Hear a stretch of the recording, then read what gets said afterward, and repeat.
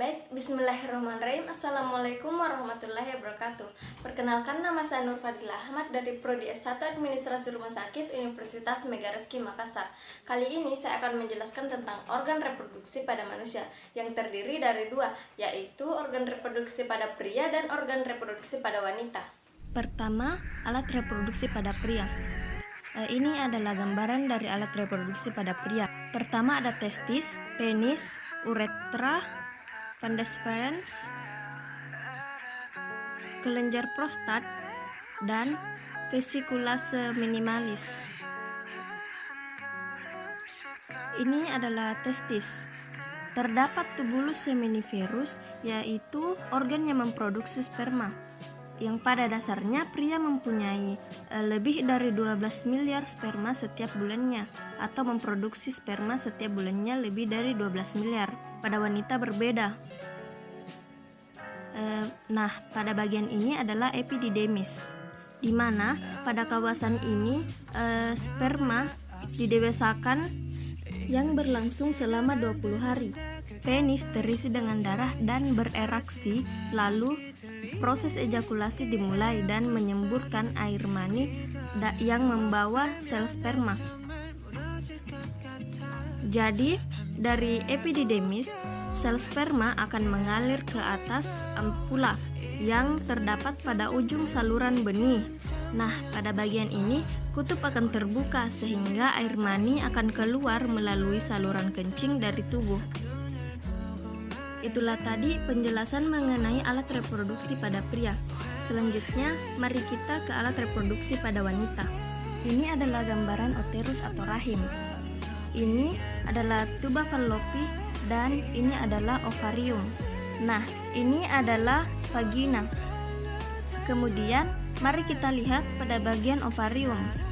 Di sini kita dapat melihat dalam bagian ovarium, gambar ungu adalah sel telur yang sedang berkembang. Disinilah seluruh sel telur pada wanita tersimpan pada ovarium dalam keadaan tidak berkembang. Kemudian, hormon pada otak akan memerintahkan ovarium untuk memproduksi folikel.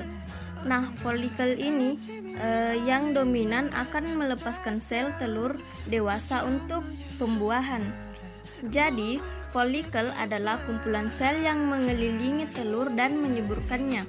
Di sini, selaput rongga rahim akan menebal untuk persiapan pertumbuhan sel telur yang akan menjadi janin.